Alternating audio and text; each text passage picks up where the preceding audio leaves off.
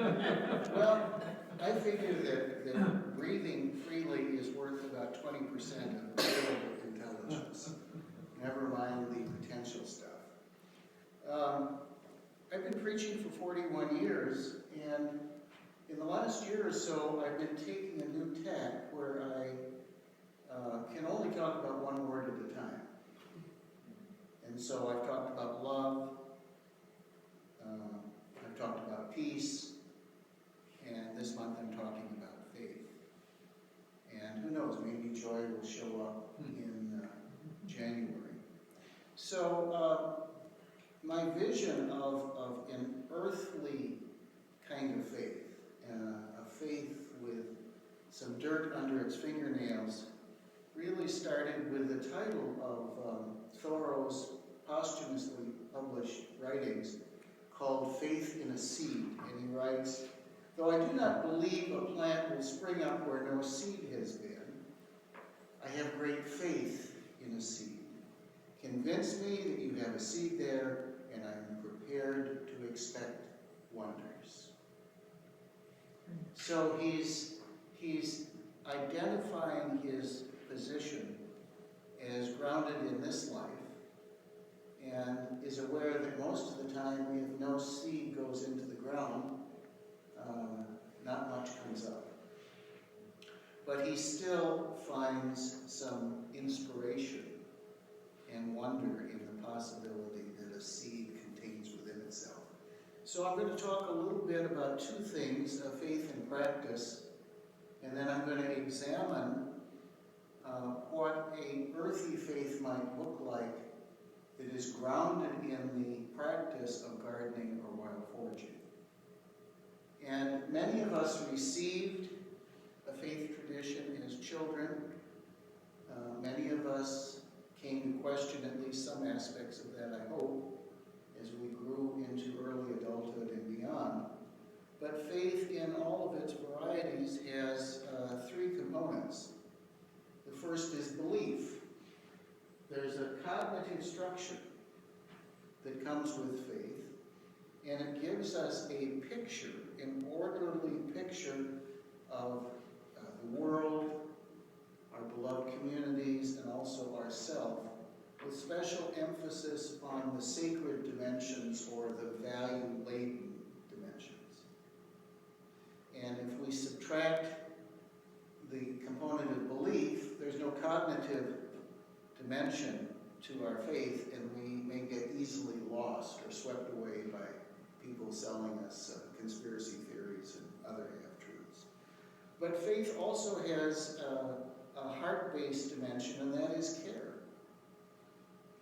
Our faith reminds us of what we care about and inspires us to be active in giving, active, embodied care to the lives around us, including Molly, including the plants outside, including the people for whom I hold some residual anger, who refuse to get vaccinated. Well, the other side of their refusal is, as far as I can tell, they now hold the key to turning this epidemic around. And then finally, as Tom suggested in his poem, there is a dimension in most faith systems of unconditional trust. And this is a sad truth I'm about to reveal for many Unitarians and Universalists. We can't know everything. We're never going to know everything. And simply to get up in the morning requires some kind of unconditional trust in gravity, in grace, in God, in our bodies. And if you've ever had to relearn how to walk as an adult, as I've had to do 2 or 3 times, those first steps are pretty wobbly.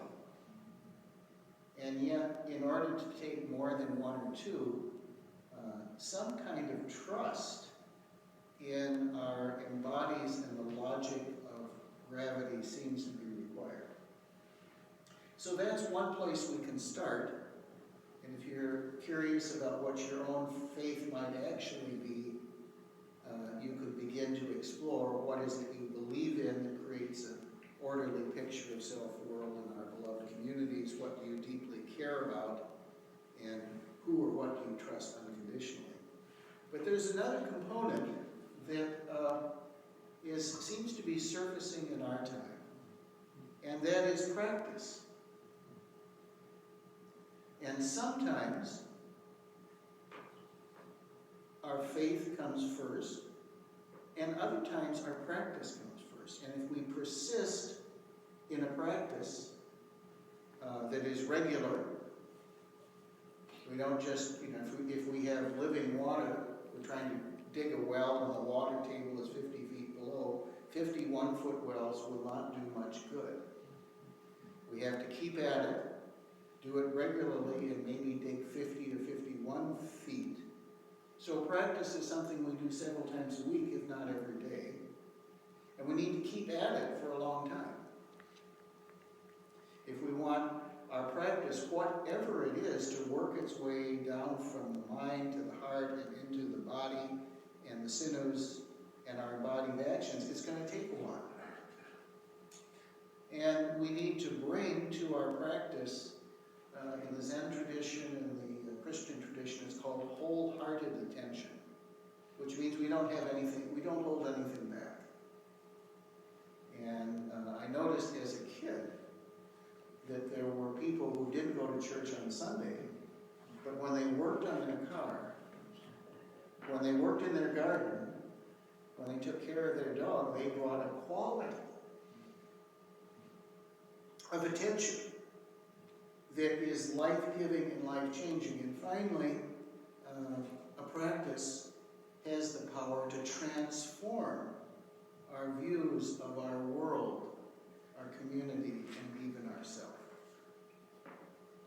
So I'm going to start at the practice end this morning and examine two practices.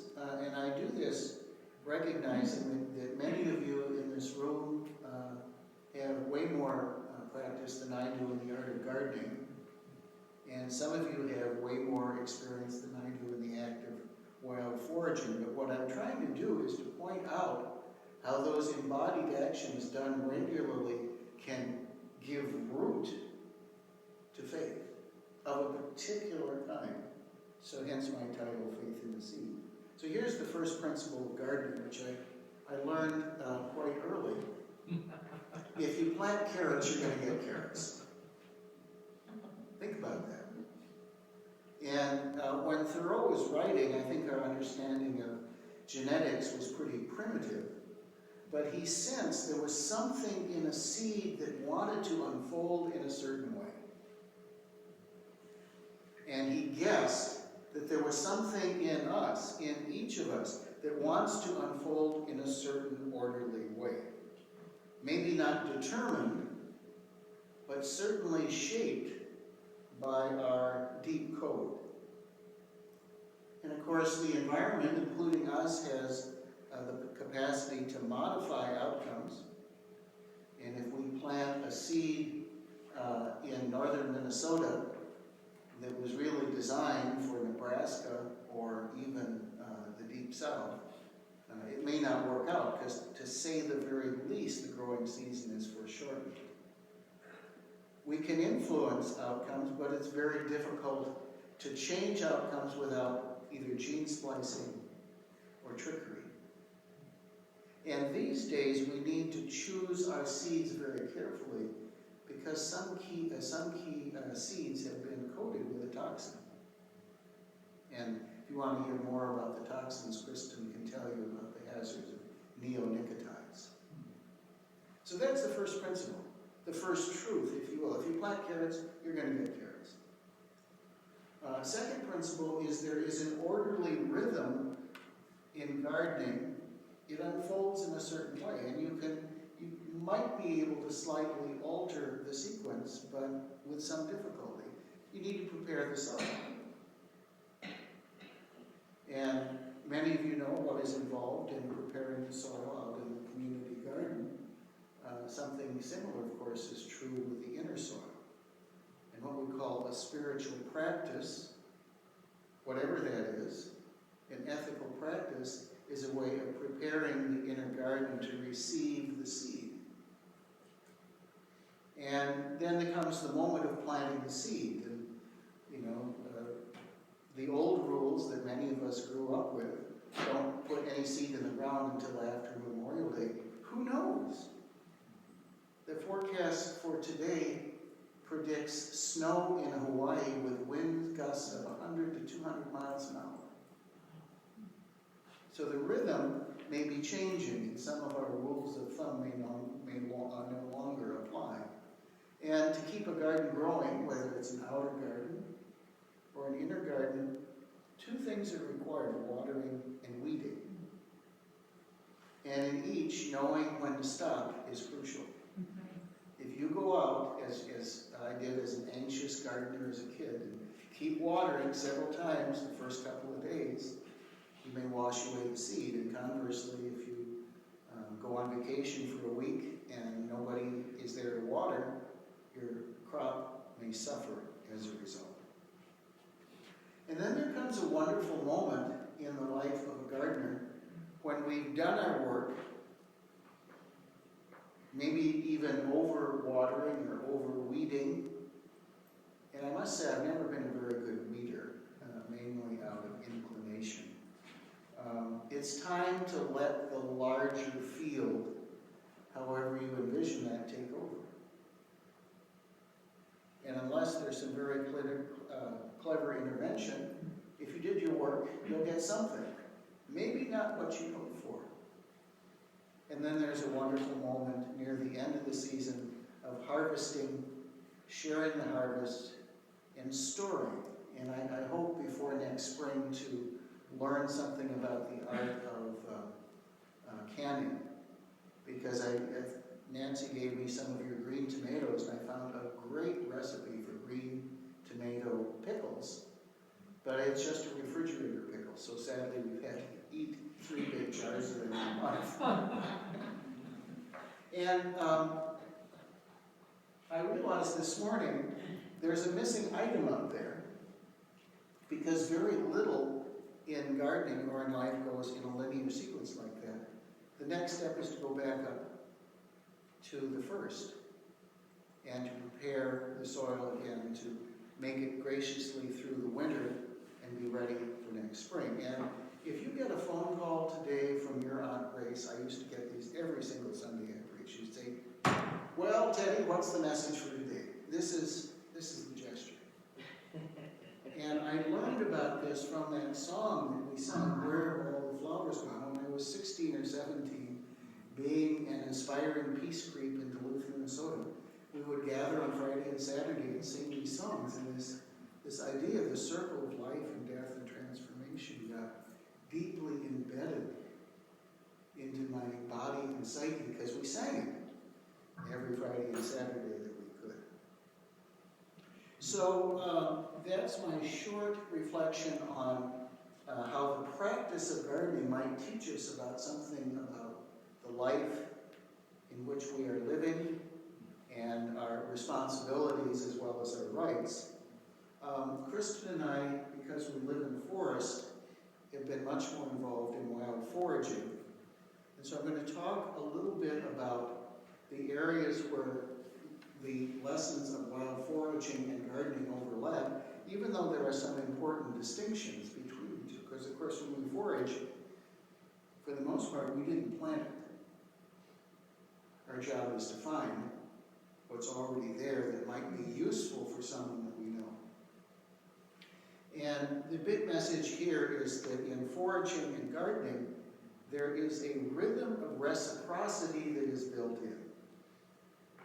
We give seed and care when we plant a garden. When we do wild foraging, we're supposed to offer up something. The Native American tradition is tobacco, and ask permission before we harvest wild plants. And since I have many relatives who've died of tobacco poisoning, I usually offer up what is much more precious for me, which is tea, and give a little Chinese or Japanese tea back to the earth. And so there's a green rule of reciprocity It is revealed to us through foraging and gardening. And it's the same rule as the golden rule, it just has a slightly different sphere of application. But the big lesson from both of those rules is reciprocity. Give and receive. Breathe in and breathe out. Good gardeners, good foragers, take what we need and we leave plenty for others. And I don't know about your neighborhood, but in my neighborhood,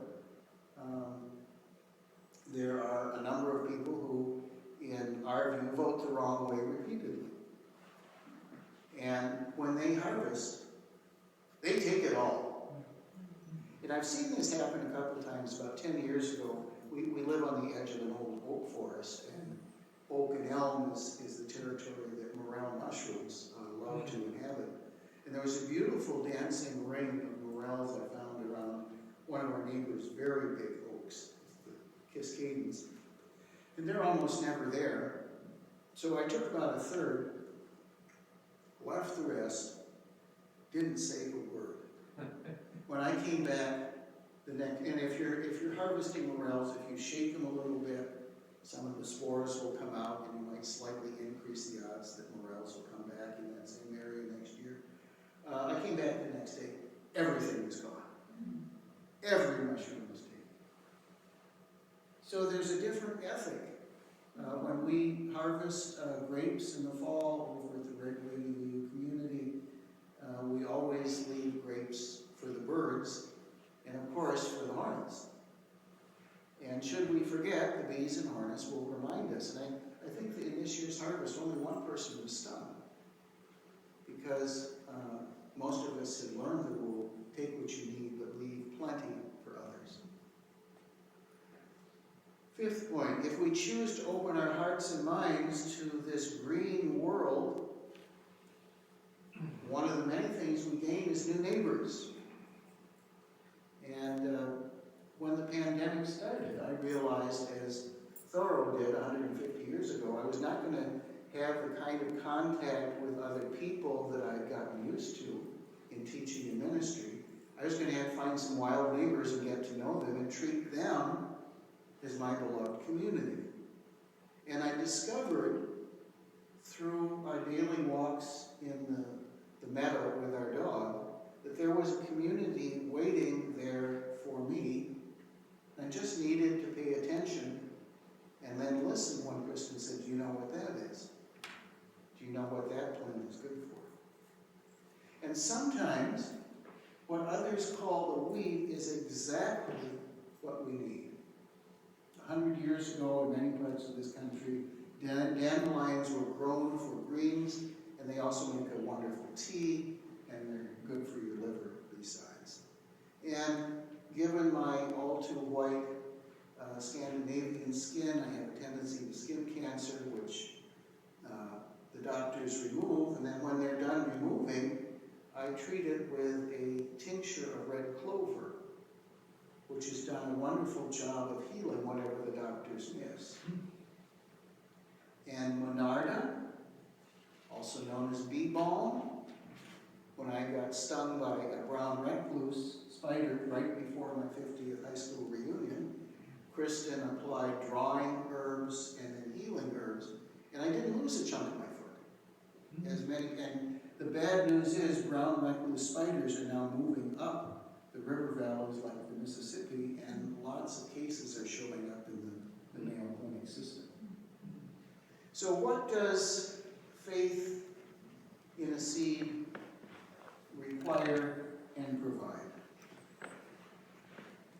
Well, it provides an articulate and nuanced worldview in which nature and human nature are reunited. This is the seventh principle that we talked about earlier, that we are nested in an interdependent web of all existence of which we are deeply connected. And this same sense of a deep interconnection between our nature and the world around us, of course, is also given to us in Native American wisdom, Chinese Taoism, Transcendentalism, and permaculture. When we follow the green road, we rediscover our capacity for mutually beneficial relations with all our relations, not just the human ones. And when we hear a fox crying out at night, it means that the fox usually has experienced a significant loss. And when we've chosen to open ourselves to that web of life, it means something to us, even if we don't know exactly what is messed with our fox.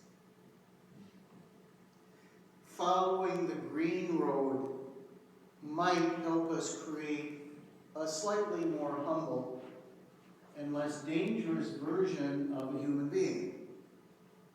And our actions are sometimes infused with careful attention, deep feeling, and many acts of kindness, which have the power to transform and maybe heal some of the wounded places in this world. And finally, faith in a seed gives us deep trust that we actually belong here. This beautiful planet has been partially entrusted to our care. It's not perfect, but we can lean into the imperfections of embodied life, and with great caution, I hope, see if we can make things a little better. I realized last night when I was reading through this that this sermon had no end. It has a summary, but that's not, a summary is not a conclusion. Because there are parts of us that need something more than an orderly summary. So I'm going to end with two versions of a very familiar story. It's the parable of the sower. And if you brought your Bibles with you, it's Matthew 13, 1 through 9, Mark 4, 1 through 9, and Luke 8, 4 through 8. And of course, you can get multiple translations on the internet. And it starts out with somebody sowing seed. And as the story is told, the first seed falls on rocky soil.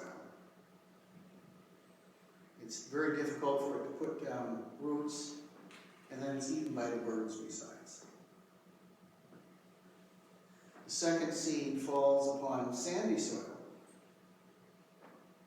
And when it rains too hard, because it's hard for the plants to root themselves in soil that's mostly sand, it's washed away by the rain. But the third batch falls upon good soil.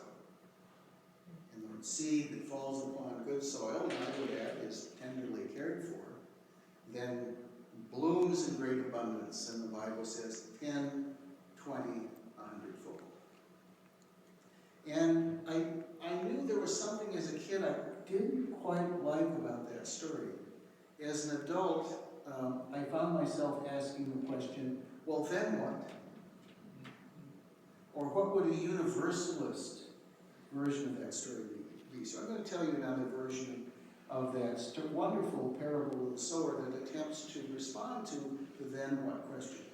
Once upon a time, there was a sower who went forth in the field, and she scattered seeds. Some of the seeds she scattered fell upon rocky soil, and it couldn't put down roots. And then a flock of crows, I never use the word murder of crows, a cloud of crows came and gobbled it up. But then what? Well, you know crows, they eat a little bit of everything, including that seed that makes its way through their digestion. Some of it is assimilated, but not all of it.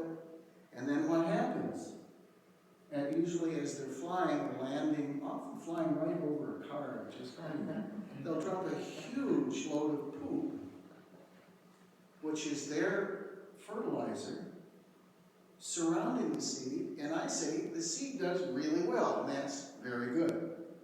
Some of the seed that the sower cast fell upon sandy soil, and it was washed away when it rained really hard, and some of it was carried into a nearby stream. But then what? Well, some of it might be eaten right away by fish or waterborne insects. Some of it might sprout it, and then it's really attractive to the fish. And then what? It becomes a fish. And some of those fish are caught by people like us, and then becomes us. It becomes a poem or a song or a sermon.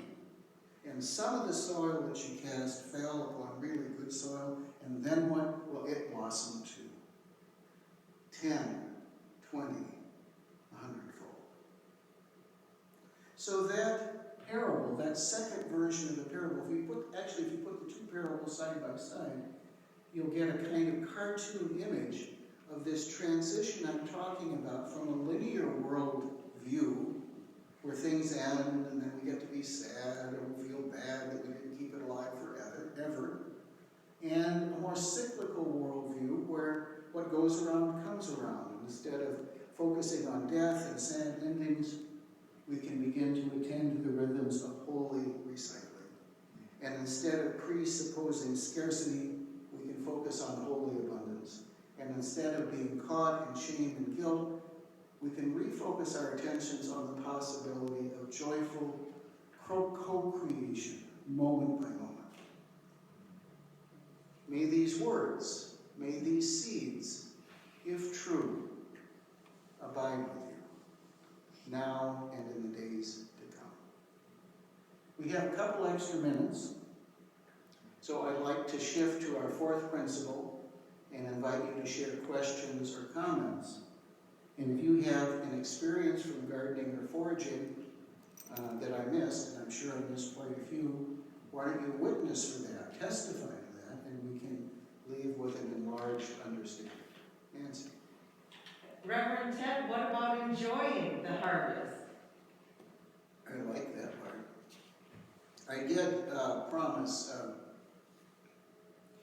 Ricky, Trigva and Vicky, at one point I would not talk about food when I preached here again. So I'm doing my best, but of course the harvest, the potluck, as we say in my family, the heart and the belly are so close together. When we fill the belly, the heart is glad. So of course enjoying the harvest is a wonderful next step. Yes? So I think it's even more impressive when those seeds fall on rocky ground, like a little crack in the sidewalk, and they sprout. Yeah. And Yeah. there's a cycle there too. And Yeah. biology is always trying to reclaim stuff that we've messed up, and so over time those cracks widen, and the area that can be supporting life grows and Yes. So there's a cycle there as well. Yeah, there was a great cartoon by Crumb, if you know Crumb from the 60s and 70s, and there's what I used to refer to as an old guy looking at a city sidewalk, and there's a little plant coming up between the cracks, and he's smiling. Now I know why. Thank you for that, David. Yes, Colleen. I read another example yesterday of unlikely conditions for a seed to sprout. And it was about a botanist who, unbeknownst to him, inhaled a pine seed, and it sprouted in his lung. And he was feeling all this pressure in his lungs, and they went out with some sort of a scope and took a picture, and you could see this tree sprouting, in his lung, and it's like, seeing something break right through blacktop, and bloom. And there's another side, but if it's a white pine, I have two internet-based friends that are from my hometown of Duluth. Both of them are nurses, and they both got COVID, and they claim that what helped them heal was they put white pine needles in boiling water and inhaled that steam. Now this, obviously I'm not making a medical statement, I'm sharing folklore. But sometimes the plants like white pine or arborvitae have exactly what we need. Got time for one more comment or question? Okay. So here we are. I did pass out tickets. I've always wanted to give a ticket to ride in a church on Sunday. My tradition doesn't authorize the usual kind of ticket. Even though I grew up with wonderful gospel songs about, do you have your ticket? Can I ride away to the heaven this morning? See, here's the ticket. Perfectly legal, heaven on earth in music and poetry. Next Sunday, Thomas R., Chris, many other people here are going to sing. We're all going to sing in the chorus. Chris is part of it? Yes. Chris is going to sing. And of course, many of us know these words by heart, and we'll sing them with or without authorization. Krista will be doing her very first ever solo spot. Oh, my You don't want to miss this. Wow. Are you going to tell us what song or keep us guessing? Okay, it's time to end. It's time to say goodbye. I want to thank you for inviting Kristen and I to come back for 3 months. It's been wonderful. It's been an awakening, and it's always a pleasure to be here, especially when I can learn how to do it better next time. So we're going to sing, listen, and then sing on the chorus a beautiful song called Imagine by John Lennon, and I believe Thomas has improved some of the lyrics. So why don't you guys lead us in your thoughts?